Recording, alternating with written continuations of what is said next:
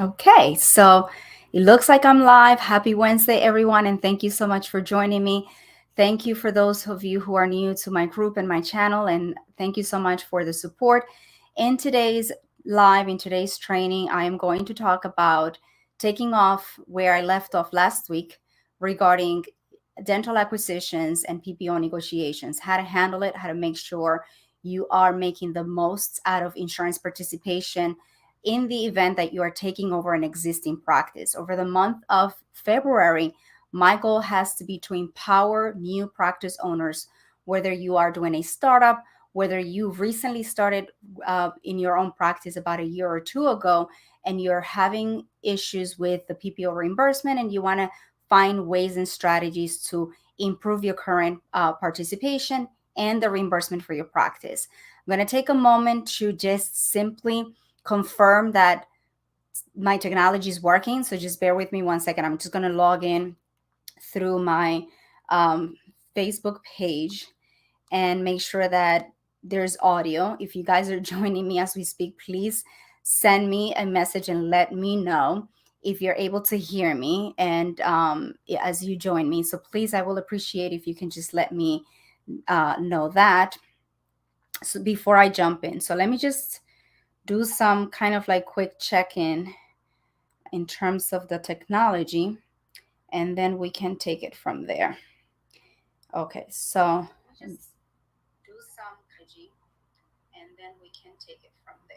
okay, it looks like my audio is working. I just tested it. So let's dive right in. How do you handle an acquisition, transition of ownership for your practice, and how do you increase the reimbursement for your tax ID as a new business owner? So, over the last, I don't know, many years that I've been doing this, I work very closely with attorneys and with dentists who are getting into transition of ownership. And not everyone that is out there providing services for acquisitions is actually doing it the right way. So, in this training, I want to focus on the do's and don'ts of doing insurance credentialing and negotiations for yourself if you are a dentist who is considering doing an acquisition. And if that is you, just let me know in the comments. And if you do know of anyone that is in this situation, definitely encourage them to watch this recording. As I go through this, I'm going to change my slides and tell you what the goal for this training is. I want to basically explore with you the things that happens before the closing that a lot of dentists fail to understand, and some attorneys don't know how to properly advise their clients. And even worse, a lot of the insurance negotiation companies that are out there don't understand this process because they haven't been exposed to it enough, or they don't take the time to explore it because their cookie cutter approach does not allow for that type of involvement. And it ends up hurting your bottom line and hurting the timeline for you to be able to have the process done where it works for the buyer and the seller. So we're going to explore that in today's live.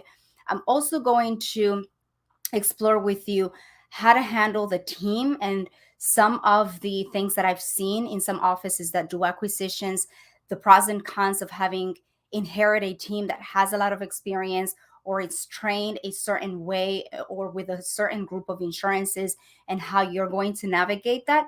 And ultimately, the other goal that I have for you in this training today is to empower you in understanding how to manage the patient experience so that your cash flow temporarily is not impacted negatively and you're hurting the good the faith of your practice that you're purchasing, making sure that if statistically 80% 20% of the patient population of an existing practice during a transition of ownership transitions out, how do you maintain a good percentage of those patients that you are ultimately paying as part of the good faith of the transaction? So that's my goal for you guys in today's training.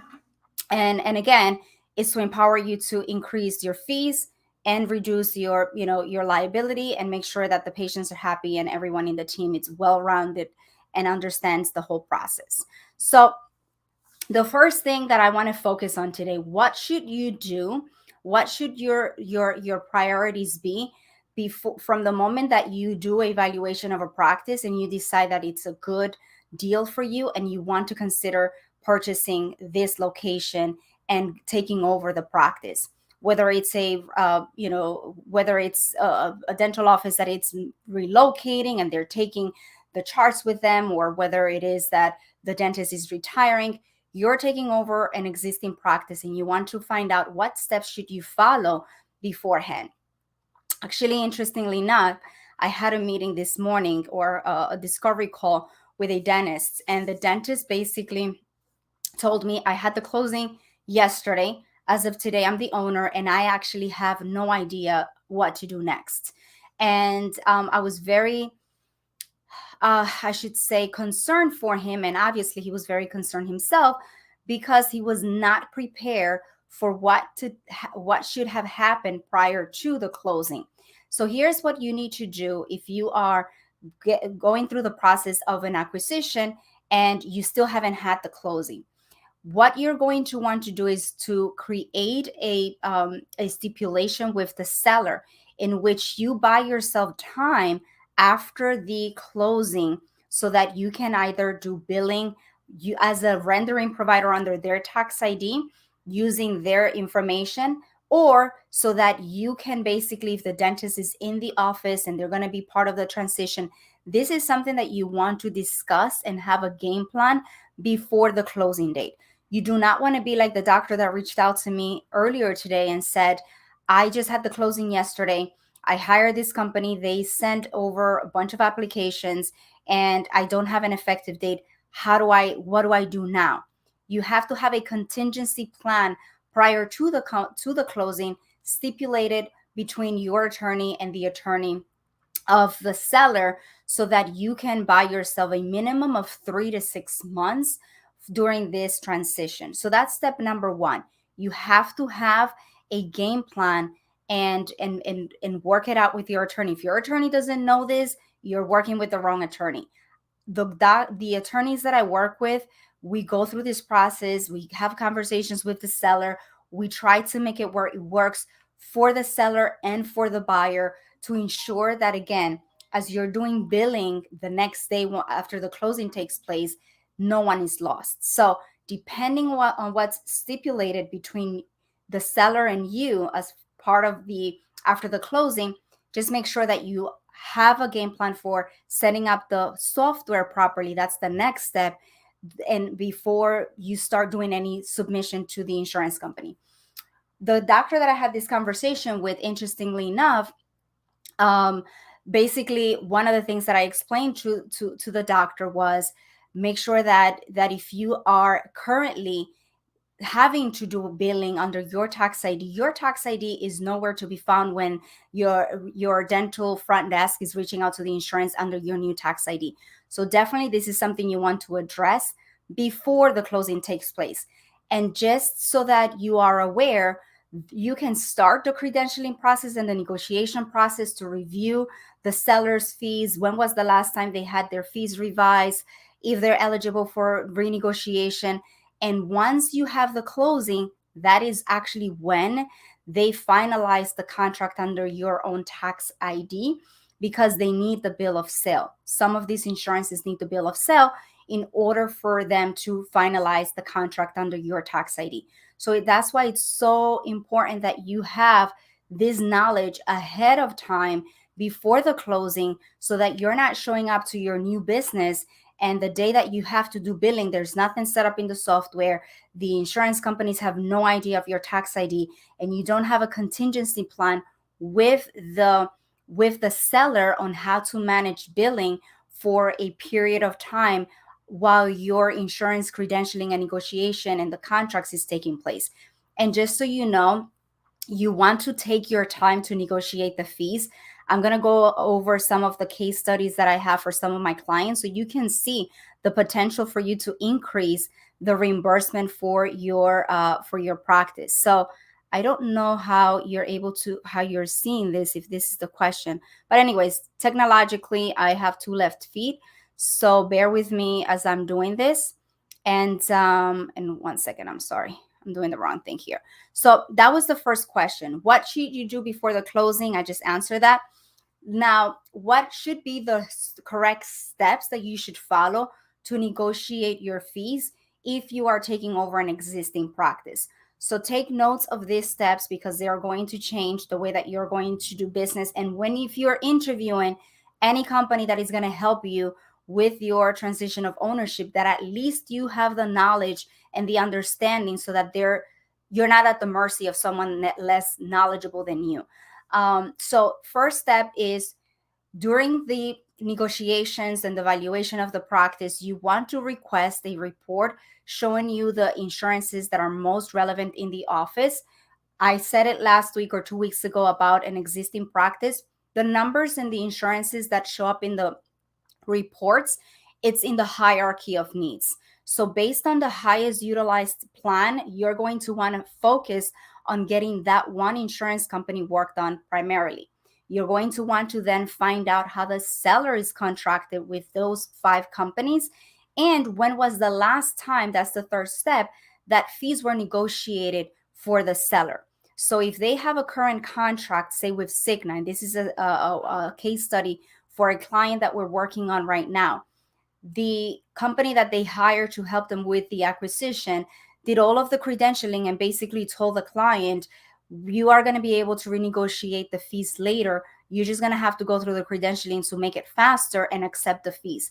The fees that the dentist received were completely much lower than the seller's fees. So at a minimum, you want to look at and centralize all the information and understand that if the seller is currently making $900 for a crown with Cigna, at a minimum, you have to fight with the insurance companies or make sure that the company on your behalf that you're paying for doing this service for you, it's maintaining that type of reimbursement.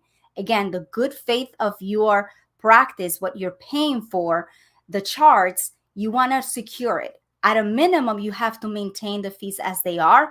Best case scenario, you want to increase the fee so you can have equity.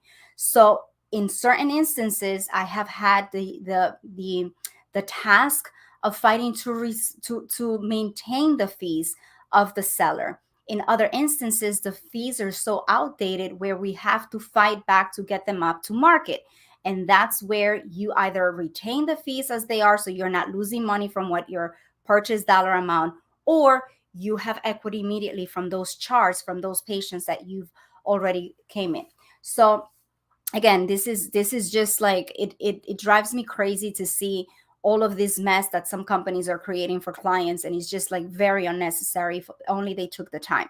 So you want to find out when was the last time the seller was contracted. You want to centralize everything in a worksheet to map out, these are the top procedure codes, this is how the seller is contracted, these are the new offers against the seller's fees, and these are my options in terms of other potential companies that I can use as an alternative. Now, again, if you followed my advice and you had a stipulated, period of billing before the closing, and again, I'm not saying billing under the tax ID as if the seller was still doing the work there. You can add yourself to the contract, to the seller's contract as an associate temporarily, or you can add yourself into the software using the seller's tax ID and bill under their tax ID as their out of network rendering provider and honor the fee schedule to the patients that they were originally working on, to buy yourself that time until you get the proper and best possible fees and the credentialing and the contracting under your new entity, your new contracts get executed. So it's just about the strategic planning, and it's all about having the understanding and the knowledge and working with someone that is working on your behalf, and it's not looking out for their profitability before your own. So these are the right steps. My goal again is to empower you guys with the knowledge so that you're not taken advantage of, and so that you can come into the practice with leverage already. So number 4, you centralize the information.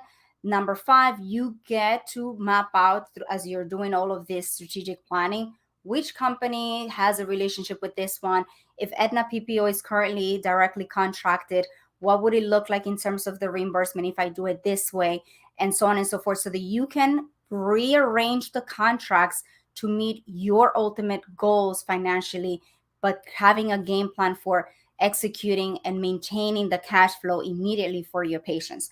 So that's where my last step comes in, which is number 6.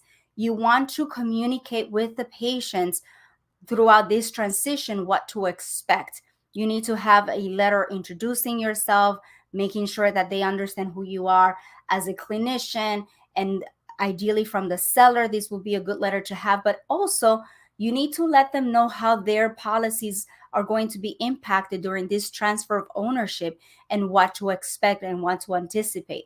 So one of the things that we've done for our clients recently as we're cleaning up this mess is to help her generate a letter that she can then use to communicate with the patients so that the patient understands, and that reduces your chances of losing these patients throughout this transition. And it creates less of a burden or stress for your admin team, because a lot of times the sellers don't want the team to know that there is a transition of ownership taking place. You're coming in as the new owner and you've never met the team before. You may not understand insurances, and you may be at the mercy of these office managers and people that have more experience than you in the world of insurances. So all of these things you need to account for before you go into this practice. And so I'm so happy that at least my audio is working this week, because I wanted to share with this with you last week anyway. So a not so fun fact that I want to share with you is based also on my experience, both in, from observation and as we work with some projects. Sad to say, but 95% of office managers that have extended experience in a dental office typically don't really understand the difference between contracting and credentialing. They think credentialing is just completing paperwork and submitting it to the insurance company, and then they send you the fees and off you go on with the fees that they share with you. They also don't understand the difference in options for contracting. So I always say this: back in 2004, when I started working with dental insurances, you had to go down the list from Aetna to United Healthcare, one by one, reaching out to them to just get the fees and negotiate with them. Now they're interconnected and they have new business models. It's called share cost savings. So they have affiliate partnerships. You have to understand which insurance is connected with what network and plan, so that you can leverage your participation and the reimbursement through these alternative contracting options. So when you come into a dental practice and they are an existing established practice, and you hire a third party company, so long as they're knowledgeable and they know what they're doing, you need to let the front desk people and the office managers know, I'm working with a team and they're going to help me strategically do X, Y, and Z. Let me connect you with them so that they can tell you where we are and what to expect and give you best practices. But this is what I want to establish as the new owner. Instead of, because we've seen this happen before, we create the map out, we centralize everything, and we start reaching out, negotiating with the fees. The doctor agrees to the thing, and then they have an office manager who wants to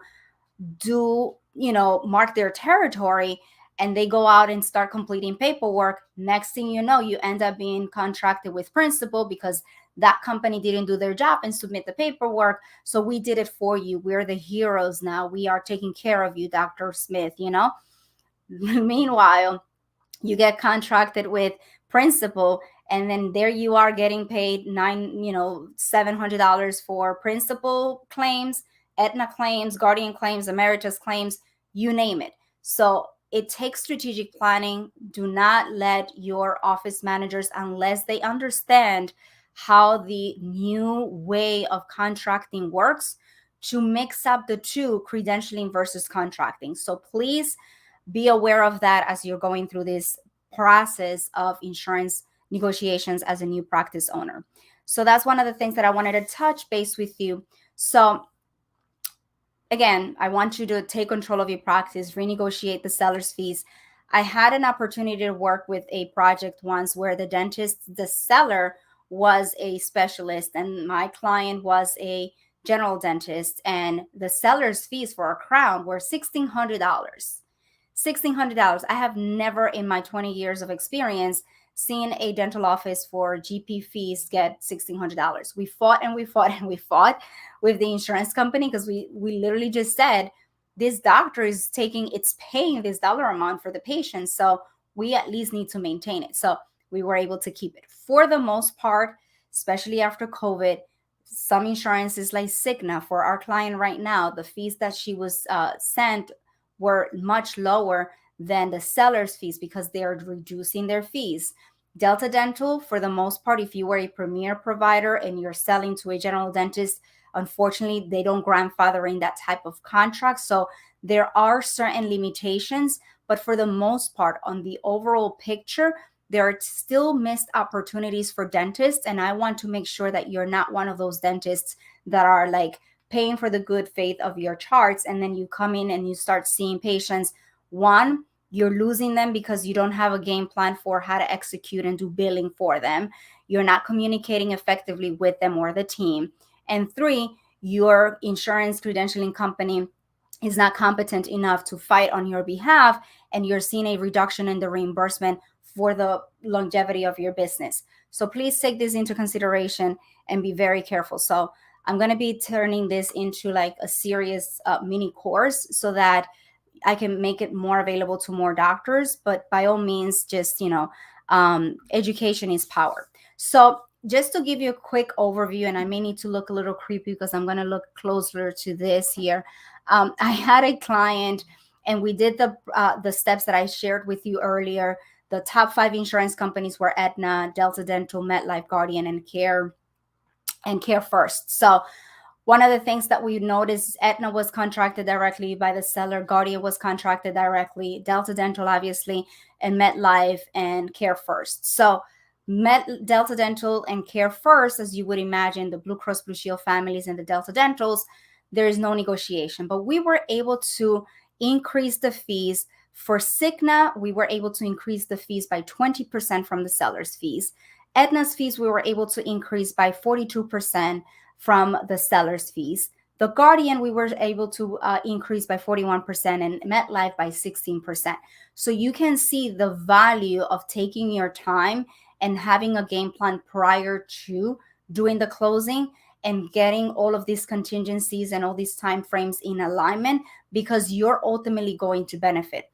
And this is how you're going to present it also to your team and educate them so that they feel that they're also part of the project and that they have input into this so they can see the benefit for the practice in the long run. So these are basically just one of many case studies that I have to share with you.